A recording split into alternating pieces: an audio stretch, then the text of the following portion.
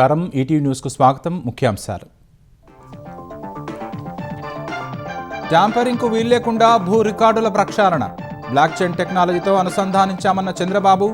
రైతులకు పాస్ పుస్తకాల పంపిణీ. భూ కబ్జా చేసిన బొల్లాను ఎందుకు సస్పెండ్ చేయలేదన్న చంద్రబాబు. ఏపీలో సాధ్యం కాదని, తెలంగాణలో అక్రమాలు చేస్తున్నారని ధ్వజం.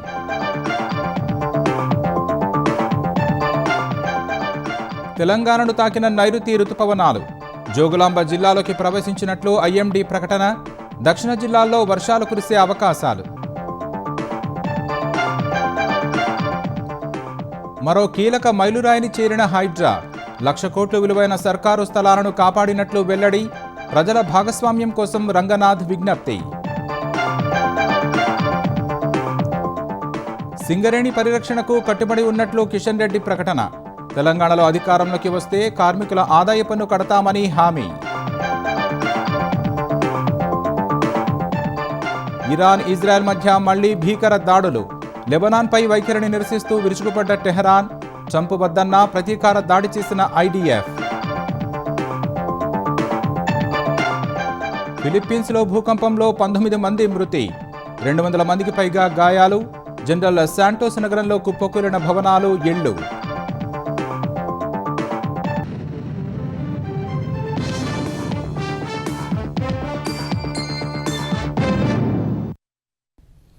ట్యాంపరింగ్కు తావు లేకుండా భూ రికార్డుల్లో అక్రమాలను ప్రక్షాళన చేస్తున్నామని ముఖ్యమంత్రి చంద్రబాబు పునరుద్ఘాటించారు. పశ్చిమ గోదావరి జిల్లా సిద్ధాంతం గ్రామంలో నిర్వహించిన మీ భూమి మీ హక్కు కార్యక్రమంలో సీఎం పాల్గొన్నారు. గత ప్రభుత్వం తెచ్చిన ల్యాండ్ టైటిలింగ్ యాక్టును రద్దు చేసి భూములకు భద్రత కల్పించినట్లు గుర్తు చేశారు. కరెన్సీ ఏ తరహాలో ముద్రిస్తారో అలాంటి పద్ధతుల్లో పాస్బుక్ ముద్రణ చేసినట్లు చంద్రబాబు వివరించారు. సమస్య పరిష్కారానికి ఒక మార్గం చూపించారు. అదే బ్లాక్ చైన్ టెక్నాలజీ. ఈరోజు బ్లాక్ చైన్ టెక్నాలజీ సర్వే చేసిన తర్వాత బ్లాక్ చైన్ టెక్నాలజీలో పెడితే ఎవ్వరు కూడా మీ రికార్డు ట్యాంపర్ చేయలేరు. అక్కడి నుంచి ఎప్పుడైనా ట్యాంపర్ చేసినా ఎవరు చేశారో తెలిసిపోతుంది.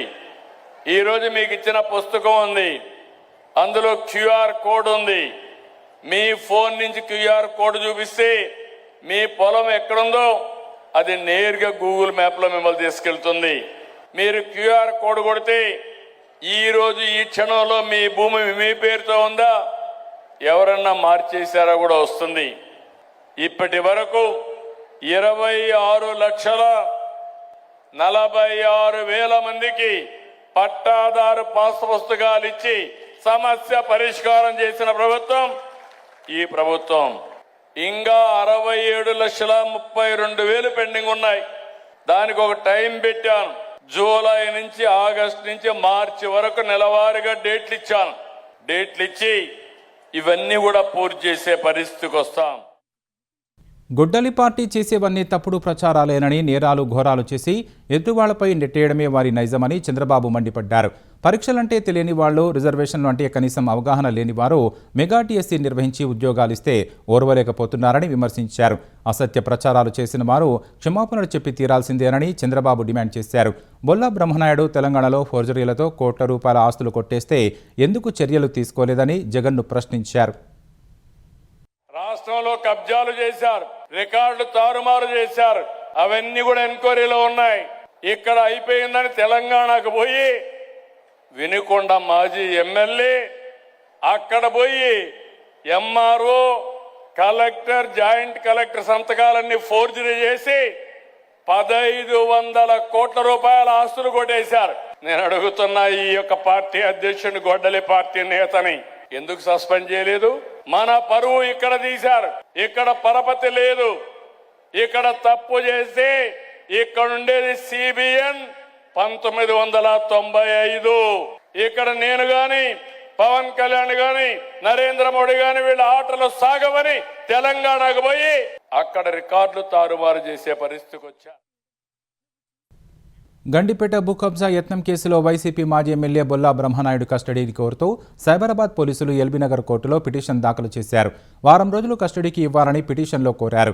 Gandipet land scam fake GO కేసులో ఏసవన్ బ్రహ్మనాయుడు ప్రస్తుతం చెంచల్గూడ జైలులో రిమాండ్ ఖైదీగా ఉన్నారు. ఈ నెల 6న బొల్లా బ్రహ్మనాయుడును రిమాండ్కు తరలించారు. అత్యంత విలువైన భూమిని నకిలీ జీవోలు ఉత్తర్వులతో కొట్టేసే ప్రయత్నం చేసిన ఈ కేసులో నిందితులు రాధాకృష్ణ, నిమ్మల రాజేశ్, రామస్వామి, వేణుగోపాల్ను పోలీసులు ఇప్పటికే విచారించారు. ముగ్గురిని 2 రోజుల పాటు కస్టడీలో ప్రశ్నించారు. విచారణలో కొంత సమాచారాన్ని సేకరించినట్లు తెలుస్తోంది. బ్రహ్మనాయుడుని విచారిస్తే మరిన్ని విషయాలు వెలుగులోకి వస్తాయని పోలీసులు చెబుతున్నారు. సైబరాబాద్ మున్సిపల్ కార్యాలయం నూతన భవనానికి కాసేపట్లో ముఖ్యమంత్రి రేవంత్ రెడ్డి శంకుస్థాపన చేయనున్నారు. ఖానామెట్లో 4 ఎకరాల్లో నిర్మించే ఈ కార్యాలయం కోసం 161 కోట్ల రూపాయల వ్యయం చేయనున్నారు. ఇదే సమయంలో 1674 కోట్ల రూపాయల వ్యయంతో చేపట్టే పలు అభివృద్ధి పనులను ముఖ్యమంత్రి ప్రారంభిస్తారు. మియాపూర్ క్రాస్ రోడ్ నుంచి అల్విన్ క్రాస్ రోడ్ వరకు 6 వరుసల ఫ్లైఓవర్, అండర్ పాస్ల నిర్మాణానికి భూమి పూజ చేస్తారు.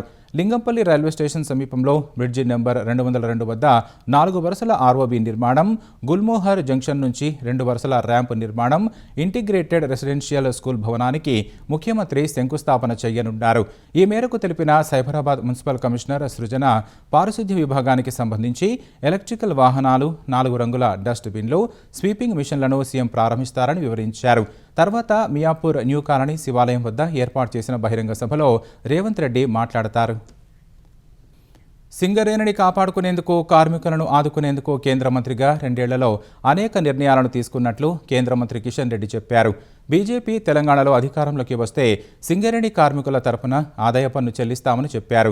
హైదరాబాద్ ఫిల్మ్నగర్ ఎఫ్ఎన్సీసీలో ఏర్పాటు చేసిన మీడియా సమావేశంలో పాల్గొన్న కిషన్ రెడ్డి బొగ్గు గనుల శాఖకు సంబంధించి ఎన్డీఏ సర్కార్ పనితీరును వివరించారు. యూపీఏ పాలనలో అవినీతిమయంగా ఉన్న కోల్ సెక్టార్ను 12 ఏళ్లలో అనేక సంస్కరణలతో అభివృద్ధి పథంలోకి తీసుకువచ్చామని వివరించారు. భారీ స్థాయిలో బొగ్గును ఉత్పత్తి చేస్తూ దేశంలో సరికొత్త రికార్డులను నమోదు చేస్తున్నామని తెలిపారు. సింగరేణి సిఎస్ఆర్ నిధులను అప్పట్లో టీఆర్ఎస్ ప్రభుత్వం, ఇప్పుడు కాంగ్రెస్ ప్రభుత్వం కూడా మళ్లిస్తున్నాయని ఆరోపించారు.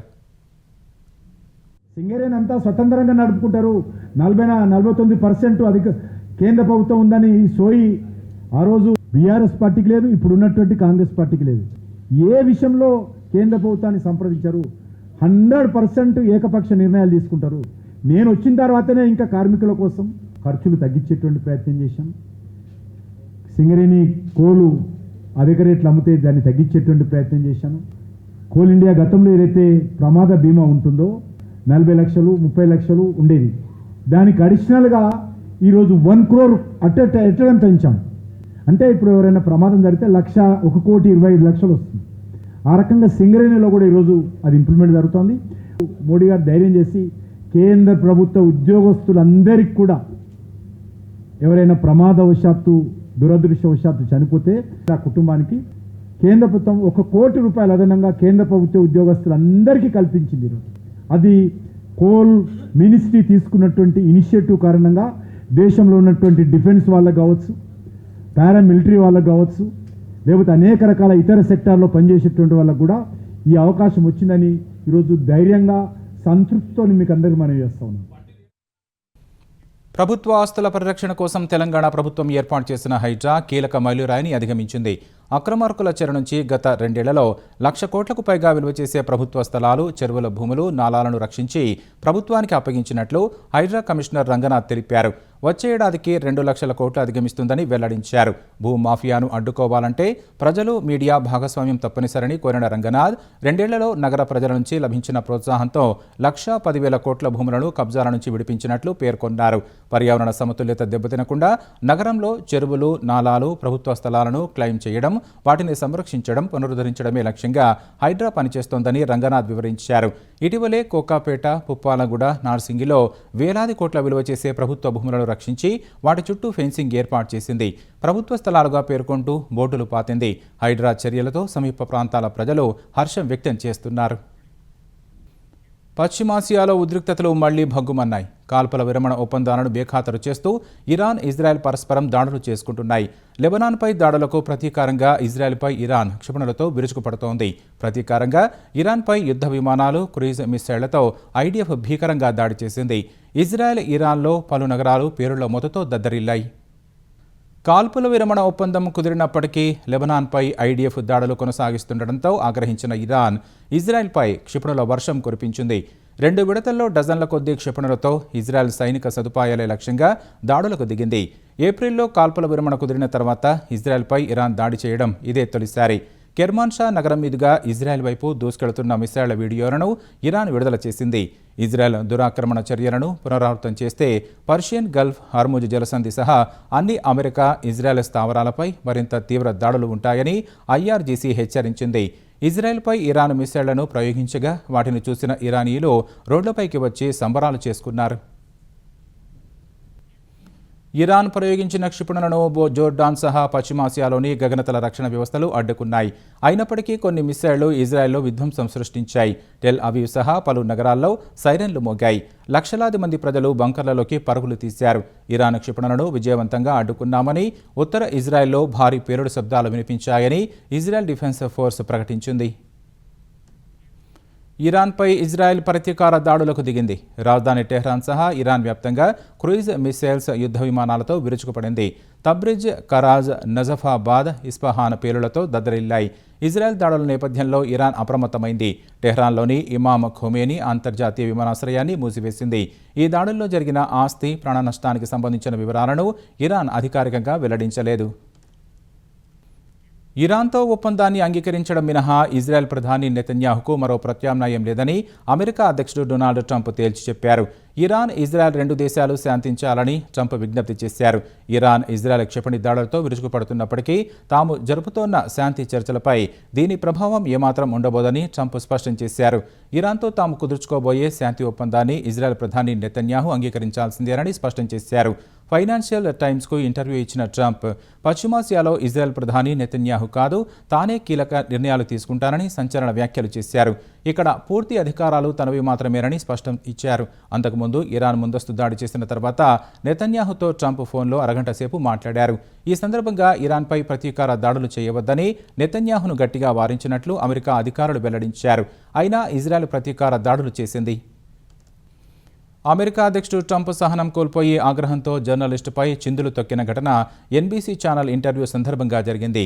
ఒక దశలో మైక్రోఫోన్ తీసి నేలకేసి కొట్టిన ట్రంప్ దాన్ని తొక్కుకుంటూ అక్కడి నుంచి వెళ్లిపోయారు. NBC channel meet the press కార్యక్రమంలో ట్రంప్ను మహిళా జర్నలిస్టు నిక్కచ్చిగా ప్రశ్నించారు.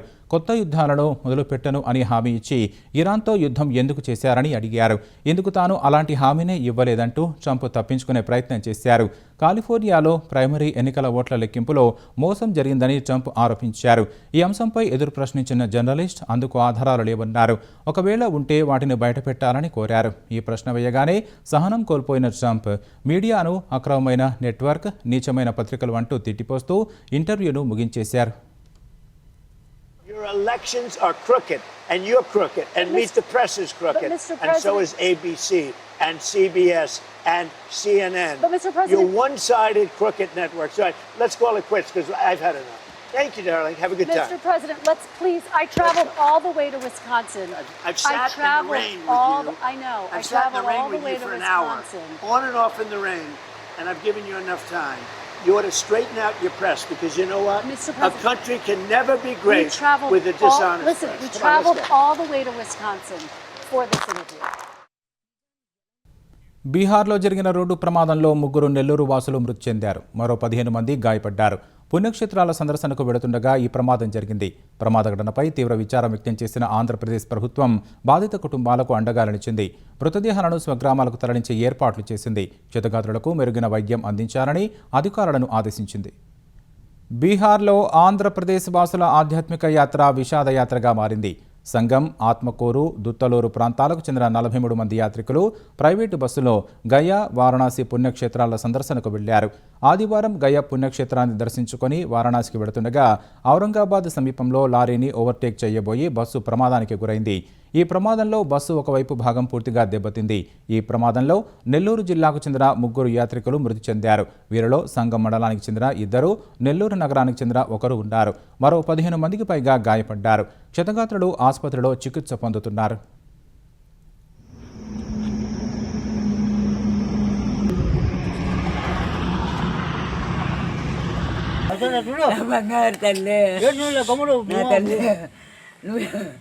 నాకెంత పని చేస్తావని అనుకోలేదు తల్లి. ఊరో పోతుంటే ఎందుకు నువ్వు బాగుండవా? మృతుల్లో కొత్తూరు సంఘం మండలానికి చెందిన చౌడమ్మ హజరతయ్య, సంఘం గ్రామానికి చెందిన పసుపులేటి వెంకటేశ్వర్లు, ఆత్మకూరుకు చెందిన తూమా పద్మావతి ఉన్నారు. బస్సు ప్రమాదానికి గురైన విషయం తెలుసుకున్న మృతుల గ్రామాలలో విషాద ఛాయలు అలుముకున్నాయి. పద్మావతి మరణ వార్త విని ఆమె అత్త, మామలు బోరున విలపిస్తున్నారు. కుటుంబానికి ఆదరవు అయిన ఒక కోడలు మరణించడంతో వృద్ధులు దిక్కుతోచని స్థితిలో పడ్డారు. ఈ వయసులోనే తల్లికి బిడ్డలు గౌరవం అయిపోయాయి. బంగారు తల్లి, నాకెంత పని చేస్తావని అనుకోలేదు తల్లి. ఊరో పోతుంటే ఎందుకు నువ్వు బాగుండవా? నా బంగారు తల్లి, నా బిడ్డల్ని నా మనవరాళ్ళని ఏం చేశాను, ఏం చేశాను. మృతదేహాలను యుద్ధ ప్రాతిపదికన సొంత గ్రామాలకు తరలించేందుకు ఆంధ్రప్రదేశ్ ప్రభుత్వం చర్యలు చేపట్టింది. రేపు మృతదేహాలను క్షతగాత్రులను తీసుకొస్తామని మంత్రి ఆనం రామనారాయణ రెడ్డి చెప్పారు.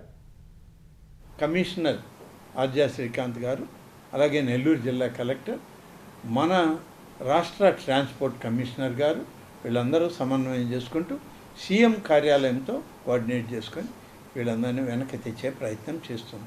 స్పెషల్ బస్సు రేపు చెన్నై ఎయిర్పోర్ట్లో ఉంచి అక్కడ అవసరమైతే అంబులెన్సులను కూడా ఏర్పాటు చేసి నెల్లూరు జిల్లా కలెక్టర్ గారు 4 మండల అధికారులని, మండల స్థాయి అధికారులని, డిప్యూటీ తహసీల్దారులని, అలాగే విఆర్ఓల్ని, వాళ్ళకి సంబంధించినటువంటి పోలీస్ అధికారుల్ని, హోంగార్డ్స్ను కూడా రేపు కలెక్టర్ గారు రేపు ఉదయానికంతా చెన్నై ఎయిర్పోర్ట్కి పంపించడం జరుగుతుంది. ఆ ఎయిర్పోర్ట్లో అవన్నీ కూడా బాడీలు రిసీవ్ చేసుకోవడం, ప్యాసింజర్స్ని రిసీవ్ చేసుకొని వాళ్ళని సురక్షితంగా రేపు సంఘం ఆత్మకూరు తీసుకురావడానికి అన్ని చర్యలు తీసుకోవడం జరిగింది.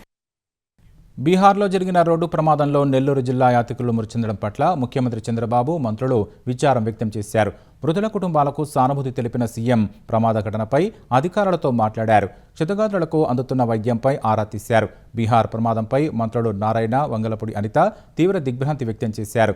గాయపడిన యాత్రికులు త్వరగా కోలుకోవాలని ఆకాంక్షించారు. బాధిత కుటుంబాలకు ప్రభుత్వం అన్ని విధాలా అండగా ఉంటుందని మంత్రులు తెలిపారు. ఆంధ్రప్రదేశ్లో ఎన్నికలు నిర్వహిస్తున్న 4 రాజ్యసభ స్థానాలకు 4 అభ్యర్థులు ఎన్నిక ఏకగ్రీవం కానుంది. ఈ మేరకు రాజ్యసభ ఎన్నికలకు నామినేషన్ల స్వీకరణ గడువు ఈ సాయంత్రం ముగియగా 4 స్థానాలకు 4 మాత్రమే పత్రాలు దాఖలు చేశారు. ఈ 4 స్థానాల కోసం జనసేన నుంచి లింగమనేని రమేష్, టీడీపీ నుంచి సానా సతీష్, చింతకాయల విజయ్, భాష్యం రామకృష్ణ మాత్రమే పోటీలో ఉన్నారు. ఒక్కో స్థానానికి ఒక్కొక్కరు మాత్రమే నామినేషన్లు దాఖలు చేసినందుకు వారి ఎన్నిక లాంఛనమే కానుంది. ఈ ఎన్నికలకు రేపు నామినేషన్ల పరిశీలన చేపడతారు.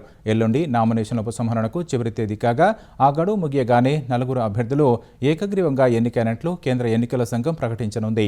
అంతకుముందు రాజ్యసభ అభ్యర్థులుగా తెలుగుదేశం నేతలు సానా సతీష్, చింతకాయల విజయ్, భాష్యం రామకృష్ణ నామినేషన్లు వేశారు. అన్ని వర్గాలకు తెలుగుదేశం సముచిత ప్రాధాన్యత ఇస్తుందనేందుకు తమ ఎంపికే నిదర్శనమని చెప్పారు. మా పార్టీ మా మీద ఉంచిన బాధ్యతల్ని మేము సమర్థవంతంగా నిర్వహిస్తామని చెప్పి తెలియజేస్తూ, తెలుగుదేశం పార్టీ ఎప్పుడు అన్ని ప్రాంతాలని, అన్ని మతాలని, అన్ని కులాలని సమానంగా చూస్తుంది. అంచేతే మా నూతన వర్కింగ్ ప్రెసిడెంట్ నారా లోకేష్ గారు వచ్చిన తర్వాత కొత్త తరాన్ని రాజ్యసభలోకి తీసుకురావాలనే ఉద్దేశంతో చిన్న వయసులో ఉన్న విజయ్ని, భాష్యం రామకృష్ణ గారిని తీసుకురావడం జరిగింది. నేను రెండోసారి ఈ పదవిలో చేస్తున్నాను. నా మీద ఉంచిన ఈ బాధ్యతకు చంద్రబాబు నాయుడు గారు ఇచ్చిన ఆదేశాల మేరకు పనిచేస్తామని చెప్పి తెలియజేస్తున్నాం. నారా లోకేష్ గారు, నారా చంద్రబాబు నాయుడు గారు ఎప్పుడు కూడా ఒకటే ఏంటంటే కార్యకర్తని తీసుకొచ్చి అధినాయకుడి కింద సింహాసనం మీద కూర్చోబెట్టాలని చెప్పి ఆలోచన విధానాన్ని ఈరోజు ఇంప్లిమెంట్ చేస్తున్నారని చెప్పి సందర్భంగా చెప్పదలుచుకున్నాను. ఇది అన్ప్రెసిడెంటెడ్, ఎప్పుడూ కూడా చరిత్రలో జరగలేని విధంగా ఈ సెలక్షన్ ఈ విధంగా జరగడం అనేది సంతోషకరమైన విషయం. మండే ఎండలతో సతమతమవుతున్న తెలంగాణను నైరుతి పలకరించింది. నైరుతి రుతుపవనాలు దక్షిణ తెలంగాణలోని జోగులాంబ జిల్లాలోకి ఇవాళ ప్రవేశించాయి. 1-2 రోజుల్లో తెలంగాణ వ్యాప్తంగా రుతుపవనాలు విస్తరించనున్నాయి. ప్రతికూల వాతావరణ పరిస్థితులతో నైరుతి రుతుపవనాలు కేరళ తీరాన్ని 4 రోజులు ఆలస్యంగా తాకాయి. అయితే తెలంగాణలోకి మాత్రం సకాలంలో ప్రవేశించాయి. నైరుతి ఆగమనంతో దక్షిణ తెలంగాణ జిల్లాల్లో వర్షాలు కురిసే అవకాశం ఉందని భారత వాతావరణ విభాగం వెల్లడించింది. కేరళ, తమిళనాడు, కర్ణాటకలో పూర్తిగా విస్తరించిన నైరుతి రుతుపవనాలు ఏపీ, మహారాష్ట్రలో 30% వరకు విస్తరించాయి. నాంపల్లి ఎగ్జిబిషన్ గ్రౌండ్లో చేప ప్రసాదం పంపిణీకి సర్వం సిద్ధమైంది. రాత్రి 9 గంటలకు చేప ప్రసాదాన్ని బత్తిని కుటుంబ సభ్యులు పంపిణీ చేయనున్నారు. చేప ప్రసాదం తీసుకుంటే ఉబ్బసం వ్యాధి తగ్గుతుందనే విశ్వాసంతో ఇప్పటికే వివిధ ప్రాంతాల నుంచి ప్రజలు భారీగా తరలివచ్చారు. 176 ఏళ్లుగా ఈ సంప్రదాయం కొనసాగుతోందని బత్తిని కుటుంబ సభ్యులు తెలిపారు. చేప ప్రసాదం పంపిణీ కోసం 1.40 లక్షల నాణ్యమైన కొర్రమీను చేప పిల్లలను మత్స్యశాఖ సిద్ధం చేసింది. రద్దీ నియంత్రణకు ప్రత్యేక కౌంటర్లు, భారీ లైన్లు, బారికేడ్లను అధికారులు ఏర్పాటు చేశారు. భారీ సంఖ్యలో సీసీ కెమెరాలతో ఎలాంటి అవాంఛనీయ ఘటనలు జరగకుండా పర్యవేక్షిస్తున్నారు. ఎంపీ ఈటల రాజేందర్కు వ్యతిరేకంగా ఫ్లెక్సీలు కట్టించిన వ్యవహారంలో సికింద్రాబాద్ కంటోన్మెంట్ మాజీ ఉపాధ్యక్షుడు రామకృష్ణను పార్టీ నుంచి సస్పెండ్ చేస్తున్నట్లు బీజేపీ ప్రకటించింది. రామకృష్ణను సస్పెండ్ చేస్తూ బీజేపీ తెలంగాణ అధ్యక్షుడు రామచంద్రరావు లేఖను విడుదల చేశారు. ఇటీవల సికింద్రాబాద్ పరిసర ప్రాంతాల్లో ఈటల ఏడుపే బీజేపీకి శాపమంటూ ఫ్లెక్సీలు ఏర్పాటు చేశారు. కూకట్పల్లి బీజేపీ అసెంబ్లీ కన్వీనర్ ఫిర్యాదు మేరకు కేసు నమోదు చేసి పోలీసులు నిందితులను గుర్తించారు. జన్యావుల రామకృష్ణ, ఆయన పిఏ గాజుల రాకేష్, సయ్యద్ కుద్రుత్ అహ్మద్, సయ్యద్ మొహరాజ్, షేక్ కలీం, నజీర్ ఉద్దీన్ను నిందితులని పోలీసులు తేల్చారు. ఈ నేపథ్యంలో రామకృష్ణను సస్పెండ్ చేస్తున్నట్లు రామచంద్రరావు ప్రకటించారు. ఆధునిక తెలుగు జాతి చరిత్రపై తిరుగులేని ముద్ర వేసిన మేరు నగధీరుడు రామోజీరావు. ఆయన జీవితం అణువణువున స్ఫూర్తిని రగిలించే పోరాటం. ఆయన వ్యక్తిత్వం ముందు తరాలకు వెలుగు చూపించే విశిష్ట పాఠం. బహుముఖ రంగాల్లో జయకేతనం ఎగరవేసిన రామోజీరావు ద్వితీయ వర్ధంతి నేడు. ఆయన సేవలు గుర్తు చేసుకుంటూ కుటుంబ సభ్యులు, సంస్థల ఉద్యోగులు నివాళులు అర్పించారు. రామోజీ గ్రూపు సంస్థల వ్యవస్థాపకులు దివంగత రామోజీరావు ద్వితీయ వర్ధంతిని ఫిలిం సిటీలోని రామోజీరావు స్మృతివనంలో నిర్వహించారు. గ్రూపు సంస్థల CMD Kiran, Margadarsi MD Shailaja Kiran, Ramoji film city MD Vijayeshwari, ETV Bharat director Bruhathi, ETV director Sujay, Ushodaya enterprises director Sambasiva Rao, ETV MD Bapineedu, Ramoji group president HR Gopala Rao, Eenadu editor M Nageswara Rao, వివిధ విభాగాల అధిపతులు పుష్పాంజలి ఘటించారు.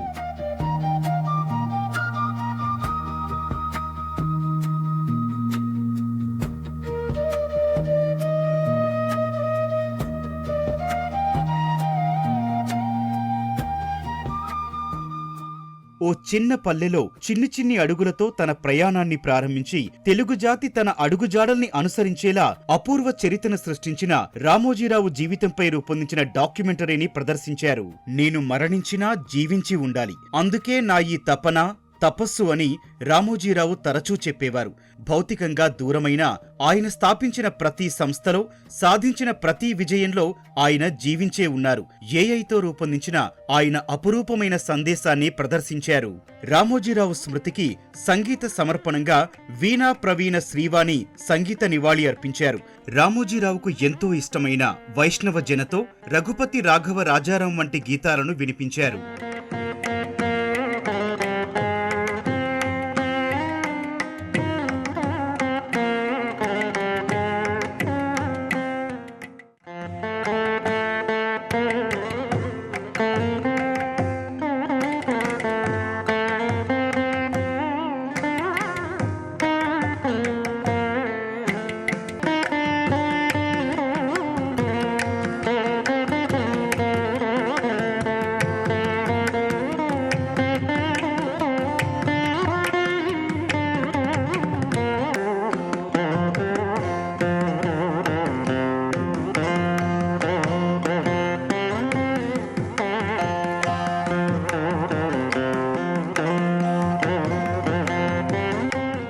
రామోజీరావు విధులు నిర్వహించిన రామోజీ ఫిలిం సిటీలోని కార్పొరేట్ కార్యాలయంలో ఆయన సిలికా విగ్రహానికి కుటుంబ సభ్యులు, విభాగాధిపతులు, ఉద్యోగులు పుష్పాంజలి ఘటించారు.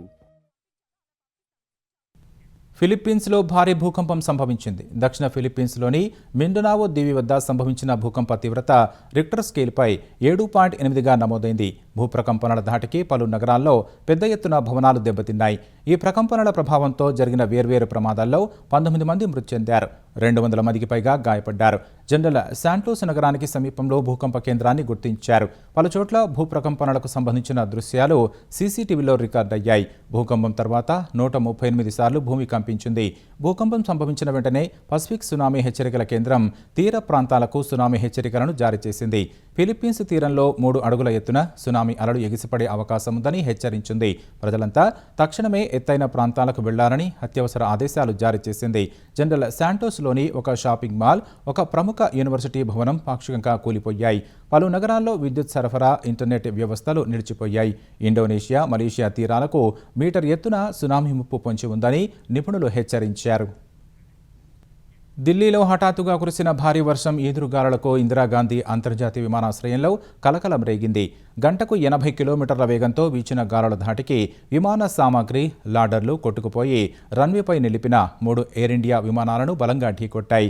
ఈ ప్రమాదంలో 3 విమానాల బాడీ, రెక్కల భాగం పాక్షికంగా ధ్వంసమైంది. విమానాశ్రయ సిబ్బంది పరుగులు తీసి వాటిని ఆపేందుకు యత్నించినా లాభం లేకపోయింది. ఆ 3 విమానాలను వెంటనే నిలిపేసిన అధికారులు మరమ్మతుల కోసం తరలించారు. వాటిలో ఓ విమానానికి తీవ్ర నష్టం వాటిల్లినట్లు విమానాశ్రయ వర్గాలు వెల్లడించాయి.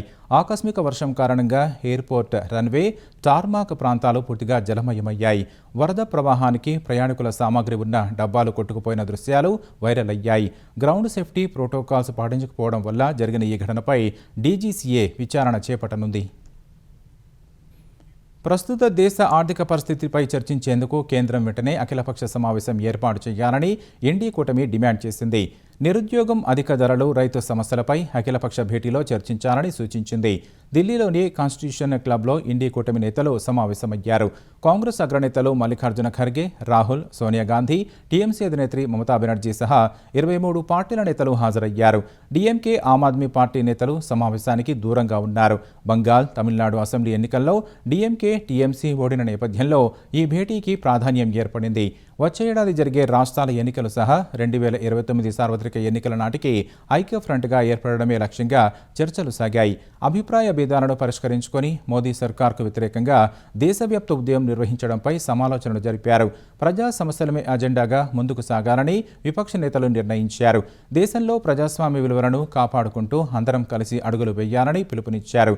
ఎన్డీఏ కూటమి పార్టీలు ప్రతి 2 నెలలకు ఒకసారి సమావేశం కావాలని నిర్ణయించినట్లు సమావేశం తర్వాత మల్లికార్జున ఖర్గే చెప్పారు. పార్లమెంటు వర్షాకాల సమావేశాల్లో కూడా కూటమి పక్షాల మధ్య సమన్వయం కొనసాగుతుందన్నారు. అసెంబ్లీ ఎన్నికల్లో ఓటమి తర్వాత పశ్చిమ బెంగాల్లో మాజీ సీఎం మమతా బెనర్జీకి వరుస దెబ్బలు తగులుతూనే ఉన్నాయి.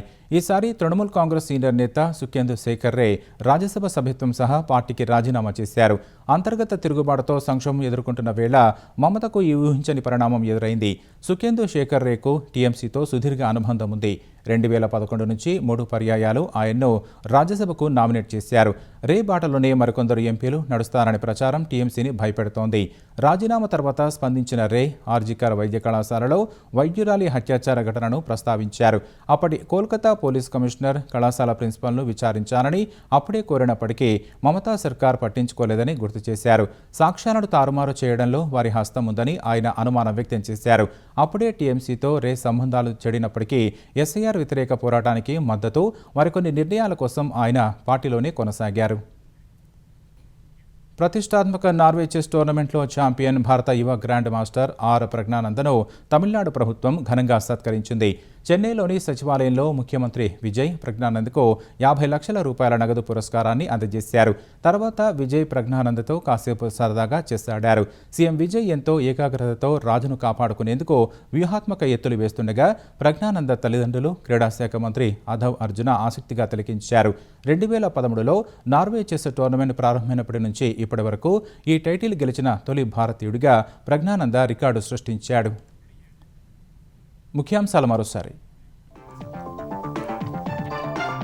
ట్యాంపరింగ్కు వీల్లేకుండా భూ రికార్డుల ప్రక్షాళన, బ్లాక్ చైన్ టెక్నాలజీతో అనుసంధానించామన్న చంద్రబాబు, రైతులకు పాస్ పుస్తకాల పంపిణీ. భూ కబ్జా చేసిన బొల్లాను ఎందుకు సస్పెండ్ చేయలేదన్న చంద్రబాబు, ఏపీలో సాధ్యం కాదని తెలంగాణలో అక్రమాలు చేస్తున్నారని ధ్వజం.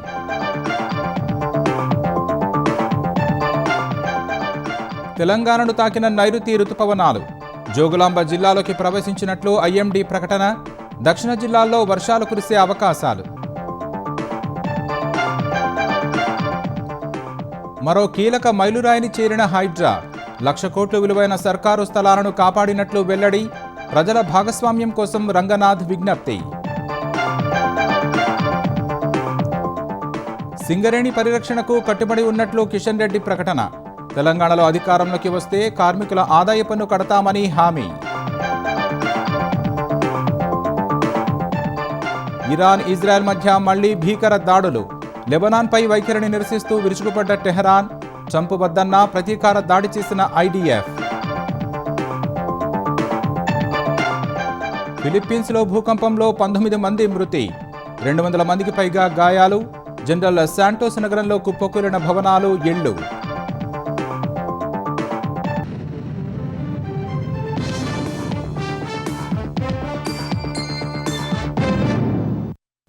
ఈటీవీ న్యూస్ సమాప్తం. నమస్కారం.